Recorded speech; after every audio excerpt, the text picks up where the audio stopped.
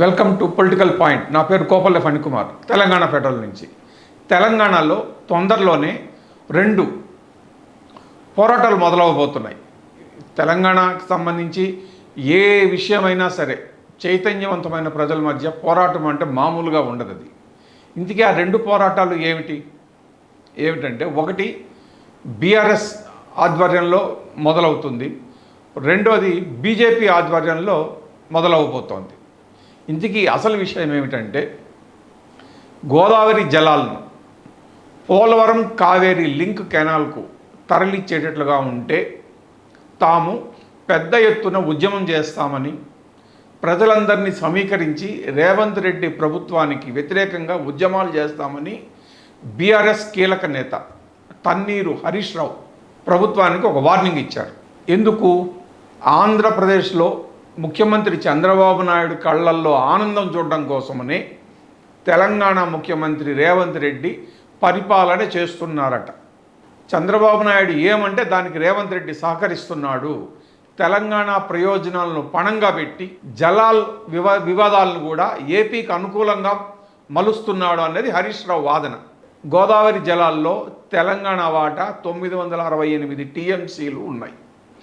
ఈ 968 టీఎంసీలను తెలంగాణకు పూర్తిగా వాడుకున్న తర్వాత మాత్రమే ఇతర రాష్ట్రాలకు మళ్లించే విషయం ఆలోచించాలని, అలా కాకుండా తెలంగాణ జల వినియోగానికి గండికొట్టి ఆంధ్రప్రదేశ్ గనక నీటిని మళ్లించే ప్రాజెక్టులకు సహాయం చేస్తే అంగీకరించబోమని హరీష్ రావు తెగేసి చెప్పారు. ఒకవేళ గోదావరి జలాలను కనుక పోలవరం కావేరీ లింక్ కెనాల్కు మళ్లించేటట్లుగా ఉంటే సమ్మక్క సాగర్లోని 47 టీఎంసీల నీటికి బాగా ఇబ్బంది అవుతుందనేది హరీష్ రావు ఆందోళన. సో ఈ విషయాలన్నింటినీ దృష్టిలో పెట్టుకొని మరో జల ఉద్యమం తెలంగాణలో మొదలు పెట్టడానికి బీఆర్ఎస్ తరఫున హరీష్ రావు సమాయుక్తం అవుతున్నారు. దీనికి తగ్గట్టుగానే ఏ జిల్లాలకైతే నష్టాలు వస్తాయని హరీష్ రావు అంటున్నారో ఆ జిల్లాల్లో ముందు బీఆర్ఎస్ నేతలు కార్యకర్తలు అందరినీ సమీకరించి ఉద్యమం ప్లాన్ చేయడానికి ఆయన సన్నాహాలు చేసుకుంటున్నారు. ఇది బీఆర్ఎస్కి సంబంధించినటువంటి విషయం. ఇక బీజేపీకి సంబంధించి చూస్తే ప్రైవేటు విద్యా సంస్థలకు రేవంత్ రెడ్డి సర్కారు వేల కోట్లు బకాయి పడింది. నిజానికి రేవంత్ రెడ్డి ప్రభుత్వమే బకాయి పడలేదు, ఇది కేసీఆర్ హయాం నుంచి ఈ బకాయిలు వస్తూనే ఉన్నాయి. అసలు విషయం ఏమిటంటే ఫీజు రియంబర్స్మెంటు పథకం. నిజానికి ఈ పథకాన్ని తీసుకొచ్చింది దివంగత ముఖ్యమంత్రి వైఎస్ రాజశేఖర్ రెడ్డి. అప్పటి నుంచి ఇప్పటి వరకు ఈ పథకం కంటిన్యూ అవుతూనే ఉంది. బీఆర్ఎస్ కూడా వేల కోట్ల రూపాయలు బకాయిలు పెట్టింది, ఎన్నికల్లో ఓడిపోయి వెళ్ళిపోయింది. ఆ భారం అంతా రేవంత్ రెడ్డి నెత్తిన పడింది. అసలే అప్పుల్లో ఉండి వడ్డీలు కట్టలేని పరిస్థితిలో ఉన్నామని మొత్తుకుంటున్న రేవంత్ రెడ్డి ప్రభుత్వం మీద బీఆర్ఎస్ వదిలి వెళ్ళిన బకాయిలు ఊహించని పిడుగులాగా పడింది. దానివల్ల ఏమైంది? అప్పటి ప్రభుత్వంలోని బకాయిలు ఇప్పుడు రేవంత్ రెడ్డి ప్రభుత్వం బకాయిలు కలిపి ఓ పెద్ద కొండలాగా పేరుకుపోయింది. ఇంటర్మీడియట్ నుంచి ఇక రకరకాల డిగ్రీలు, పీజీలు, రకరకాల కోర్సులు చదివేటువంటి విద్యార్థులందరికీ, అర్హులైన పేద విద్యార్థులందరికీ ప్రభుత్వం తరపున కళాశాలల యాజమాన్యాలకు ప్రభుత్వమే ఫీజులు చెల్లిస్తోంది. సుమారుగా 10-12 లక్షల మంది విద్యార్థులకు కొద్ది సంవత్సరాలుగా దాదాపు 12,000 కోట్ల రూపాయలు బకాయిలు పడింది. ఈ బకాయిలన్నింటినీ తక్షణమే తీర్చకపోతే కళాశాలను మూసివేస్తామని, నిరవధిక మూసివేతకు తప్పదని కళాశాలల యాజమాన్యాల సంఘాలు కూడా రేవంత్ రెడ్డి ప్రభుత్వానికి అల్టిమేటం ఇచ్చాయి. యాజమాన్యాలు ప్రభుత్వంతో చర్చలు జరిపాయి.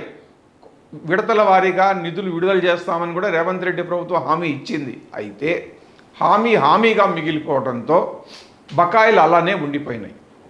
ఇవన్నిటిని దృష్టిలో పెట్టుకొని ఈ సుమారుగా 10 లక్షల మంది విద్యార్థులను ఎఫెక్ట్ అవుతున్నటువంటి ఫీజు రియంబర్స్మెంటు తక్షణమే విడుదల చేయకపోతే రాష్ట్ర వ్యాప్తంగా ఉన్న విద్యార్థులందరినీ సమీకరిస్తామని, తొందరలో ఉద్యమాలు చేస్తామని, ట్యాంక్ బండ్ మీద ఒక మిలియన్ మార్చ్ లాంటి నిరసన ప్రదర్శన చేస్తామని BJLP MLA Maheshwar Reddy Kamareddy MLA Katipalli Venkataramana Reddy ప్రభుత్వానికి అల్టిమేటం జారీ చేశారు.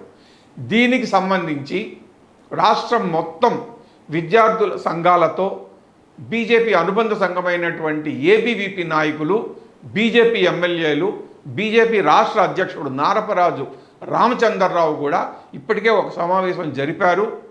పార్టీకి సంబంధించిన ప్రజాప్రతినిధులందరినీ తమ తమ నియోజకవర్గాల్లో విద్యార్థులతోనూ విద్యార్థి సంఘాల నేతలతోనూ మాట్లాడి వాళ్ళందరినీ ఉద్యమ దిశగా సమాయత్తం చేయడానికి రెడీ అవ్వాలని రామచంద్రరావు ఆదేశించారు. బీజేపీ వాళ్ళు అదే పనిలో ఉన్నారు. ఇప్పుడు ఈ రెండింటిని విడివిడిగా మనం చూడకూడదు.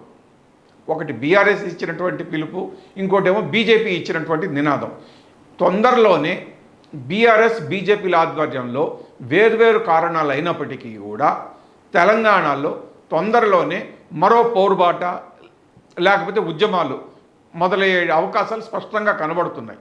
ఎందుకంటే ప్రభుత్వం ఇప్పటికిప్పుడు వేల కోట్ల రూపాయలు బకాయిలు తీర్చే పరిస్థితుల్లో లేదు. కాబట్టి వాళ్ళు ఉద్యమం పేరుతో రోడ్ల మీదకు విద్యార్థులను, ఇంకొక వైపు రైతులు, వివిధ వర్గాలకు సంబంధించిన ప్రజలు ఇద్దరు కూడా రోడ్లెక్కే అవకాశాలు అయితే స్పష్టంగా కనబడుతున్నాయి. మరి ఆ తేదీలు ఎప్పుడు రోడ్డెక్కుతారు అన్నటువంటి చూడాలి. బీజేపీ అయితే జూలై 1వ తేదీలోపు బకాయిలు విడుదల చేయకపోతే, మొత్తం బకాయిలు తీర్చకపోతే ట్యాంక్ బండ్ మీద మిలియన్ మార్చ్ ప్రదర్శన చేస్తాము అని స్పష్టంగా డేట్ కూడా చెప్పింది. బీఆర్ఎస్ అయితే ఇంతవరకు ఆ డేట్ అనేది చెప్పలేదు. సో తొందరలోనే మరోమారు తెలంగాణ అంతటా ఉద్యమ నినాదాలు మారుమోగుతాయని ఆశించవచ్చు. చూద్దాం ఏం జరుగుతుందో ఆ రోజు. Thank you.